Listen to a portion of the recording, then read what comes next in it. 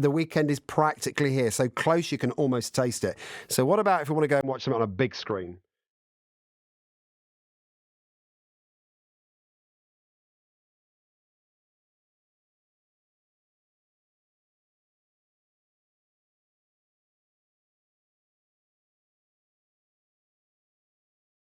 What a great bit of music. Love it. Every time I hear it, 20th Century Fox. Van Connor is our man sitting in those pokey seats with a bucket of popcorn every week. And I'm delighted to say he's with us now. Hi, Van. How are you?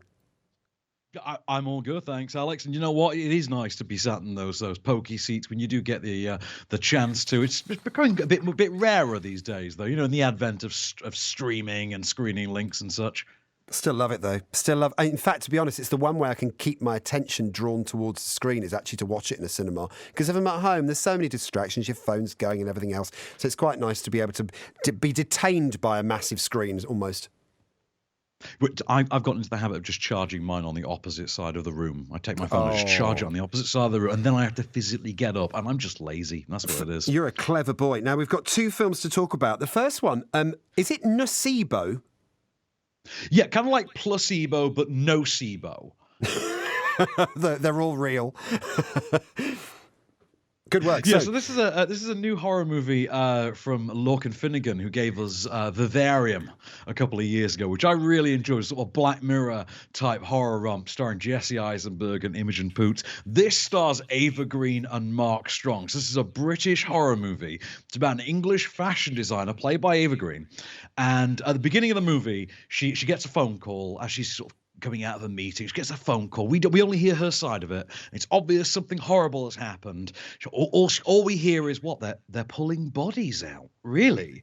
And as she's being told this presumably horrifying news, she has a vision of a really rabid, festering dog covered in burns and pustules and gribbly insects.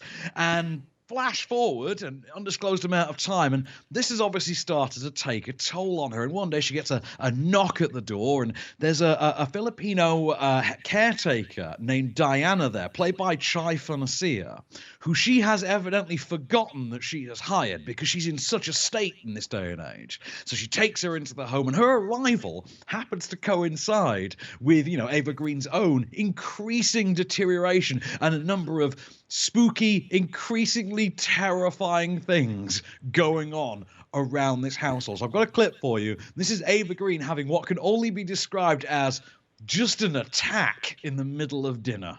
You okay? You all right? Okay, come on, let's get you up. Huh? Can I help? No, she just needs rest is all. We know what to do. Can I try? It's okay. I can help.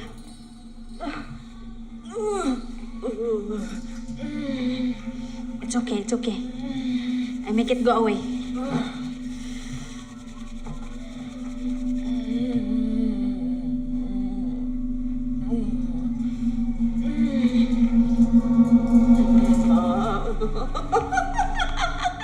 If you've just tuned in, by the way, that's a clip from a horror film, just in case you're wondering what that was.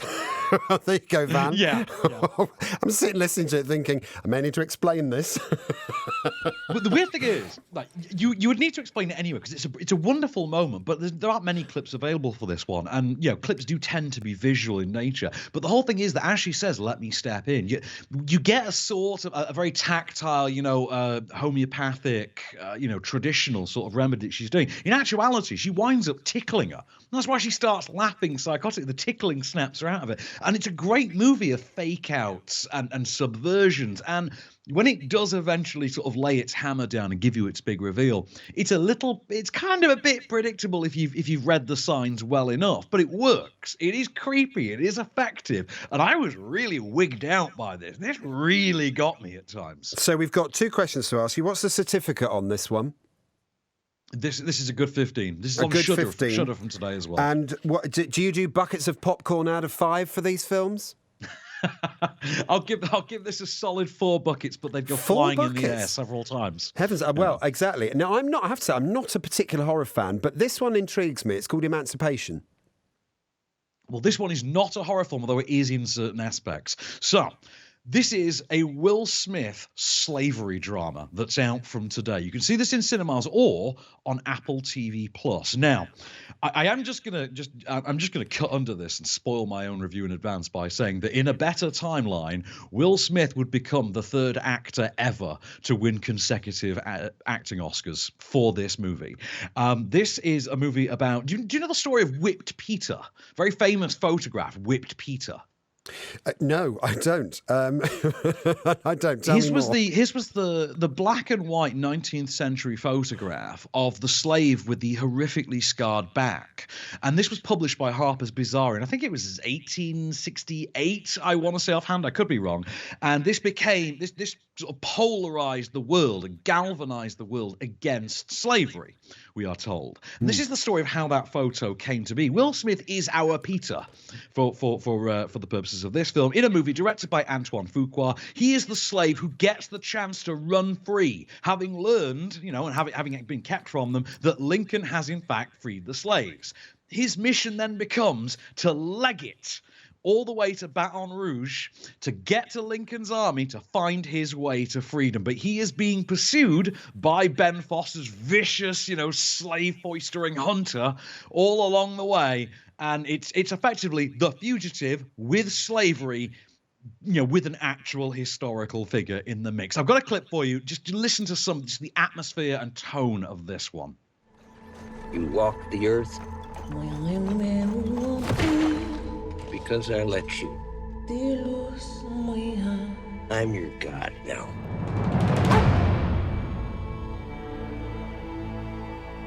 Slaves are free. We must get to Baton Rouge through this swamp. Lincoln's army is dead. There are many ways to die in a swamp.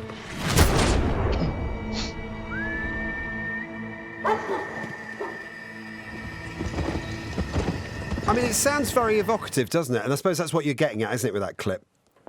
Oh, yeah. I mean, this is a hell of a ride, this movie. This is like The Fugitive. It's like The Revenant. It's like 12 Years Later. It's everything. This is absolutely awesome. First of all, Will Smith is on next level movie star form on this one. Will Smith's always been great. He is superb here. I mean, by the end of this, I mean, say what you will about that controversy, but by the end of this, I was championing him on to slap everybody in sight. Ben Foster, amazing snarling villain. Antoine Fuqua directs the hell out of this. And I've been an Antoine Fuqua fan since Training Day. We're big on France today, aren't we, on this show? Antoine Fuqua. Oh, this is He's very not good. even French. That's the part I love. Antoine Fuqua himself will famously tell you the story. He did the music video for Gangster's Paradise by Coolio. And apparently, according to him, got the job because everyone just assumed he was French. I love it. Not the case. He's absolutely brilliant. This is an absolute ride of a movie. You'll be angry. You'll be elated. You'll be ecstatic. I think it's about 2 hours and 12 minutes long. Oh, my God. Bum-numbing then. Feels. And what about your certification then on this? What certificate is it? This is a 15 and it absolutely justifies it. Go on then, buckets of popcorn out of 5. A solid 5. Oh, really? That good? Sorry, I've sounded almost too shocked there, didn't I? I do apologise. I was overcome by shock. Well done, me. Listen, that is fabulous. Van, it's been lovely to meet you. And Adam's back next week, so you're all back to normal. But thank you very much indeed for your recommendations. So Nocebo and Emancipation, both solid. Thank you very much. Till the next time, good sir. Look after yourself, boss. Merry Christmas. How about a bit of the Kaiser Chiefs and How to Dance? We'll talk telly in a minute.